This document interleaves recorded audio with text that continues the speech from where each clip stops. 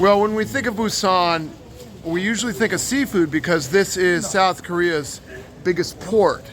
It's a beach town. It's famous for raw fish and eel and shrimp and sea cucumber and sea squirt and all sorts of things that are found at the bottom of the sea, kind of barely things that would register in the animal kingdom that we probably wouldn't eat in the West that are popular here. Now, these are very popular here in Busan, but really in Busan, the real deep dish, the absolute signature dish isn't seafood, it's not fish. It's Dwaeji Gukbap. And what's Dwaeji Gukbap? It actually means Dwaeji Gukbap, which is pork soup rice or pork rice soup. It's a succulent soup made from, pork that's boiled for a day or two or at least several hours, and they slice off the pork and they put it in the broth, which is kind of milky, and they put in green onions and garlic, and there's a lot of kimchi, and it's like the essence of savoriness. It's the best thing in cold weather or fall weather. And here we are in Samyeon, as we can see, which is what we call Dwaeji Gukbap Golmok, or as my friends call it, we always call it Steam Alley, because if you look at the pots behind me, you'll see steam coming up where they're boiling the Dwaeji Gukbap. So I'm gonna go in here after several hours of walking through some of my favorite neighborhoods here in Busan. And I'm going to sit down to a nice bowl of Dwaeji Gukbap, and let's see if we can check that out more.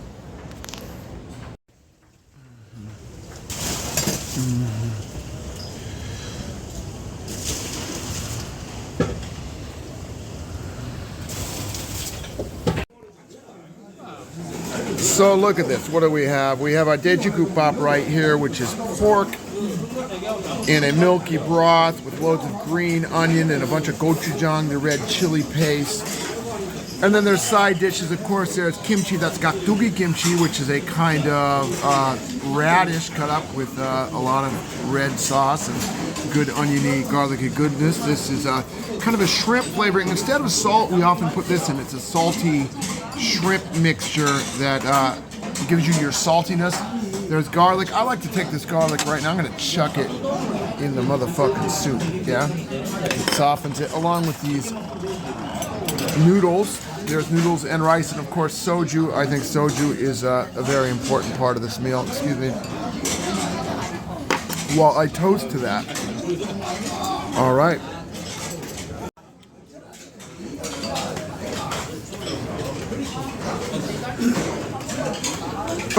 안녕하세요. Dwaeji Gukbap 너무 맛있어.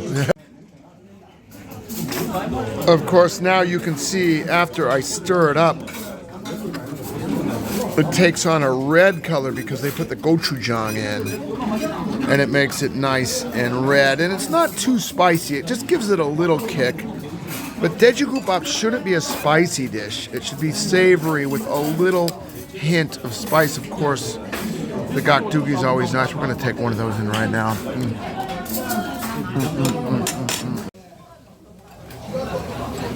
And let's have a bit of soju here, because when we're in Busan eating Dwaeji Gukbap, we always have just a little soju, maybe one bottle. You don't want to have too much, but just a little bit. 조금만 마셨었어. 괜찮아?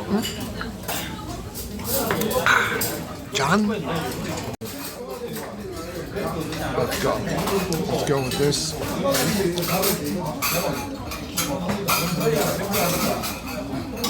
Let's wrap it up in some kimchi. That sounds good. Well, let's do that one,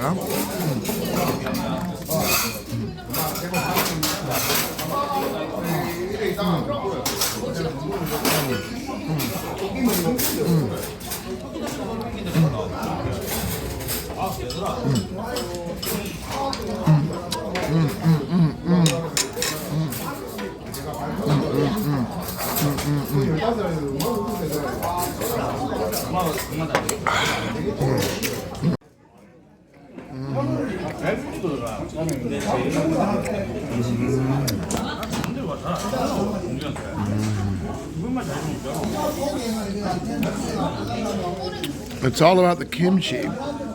And this place has a self-papa kimchi, which means it's all you can eat.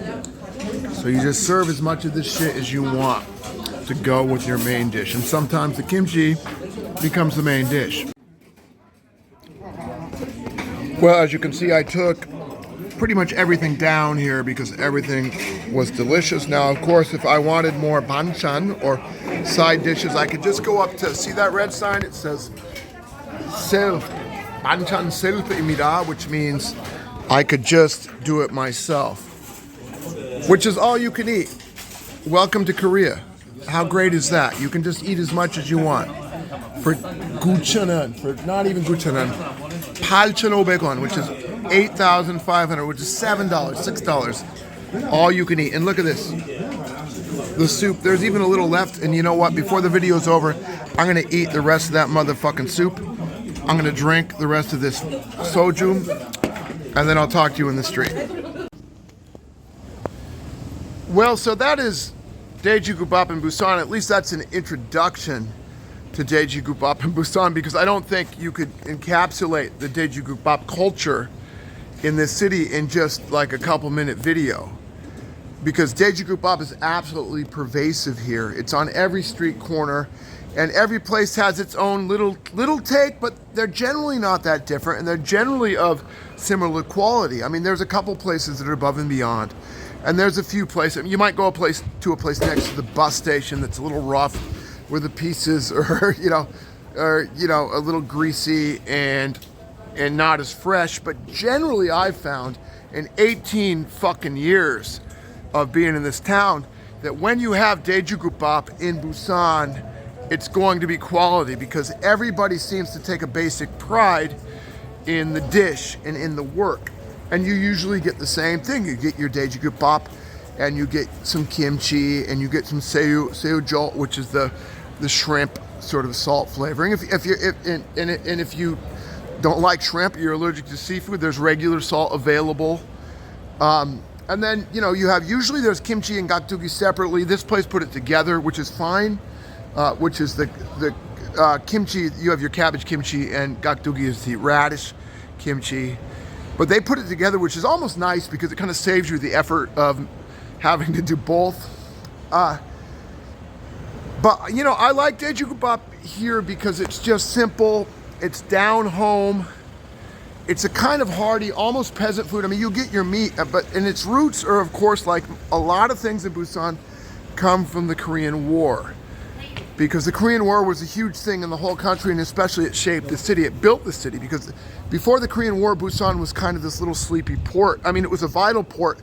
It was a link with especially Japan and China and kind of parts east, even the Philippines and far off places. It was a real sort of, shipping center for that. But when the Korean War happened, people from all over the country, and I'm not just talking about the southern part of the country, but especially North Korea, they came here and they built up neighborhoods and they brought all their food, and you had this great mix. It's kind of like, how Taiwan is to China.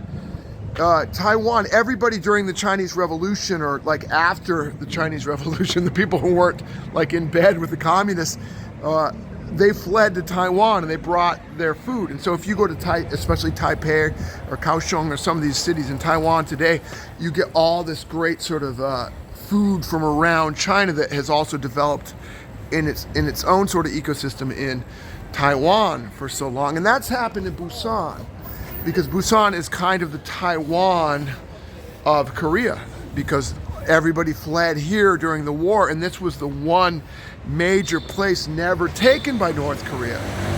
It stayed in southern or, UN hands, southern hands, but however you want to state it, it was never part of the greater sort of, North Korean sort of push.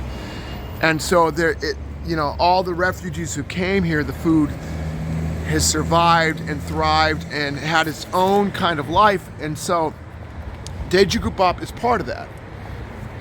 The people who started this were mainly refugees or people in Busan who needed to make a living, and I think they got pork, was maybe cheap from the US military, and because beef has always been prohibitively expensive. It's still expensive here, but pork, man, that shit is pretty cheap still. And you boil a whole pig, you can put that along motherfucking way and feed a lot of people, and that's what Dwaeji Gukbap is. And to me, it's the heart of Busan, even though I love the seafood here, even though this is definitely a seafood center. Come here, eat all the clams, eat all the raw fish, but don't forget to go to Steam Alley or whatever the Steam Alley is in whatever neighborhood you are in Busan, because there's gonna be a couple. There'll be a Dwaeji Gukbap place around the corner, and 9 times out of 10, it's gonna be good.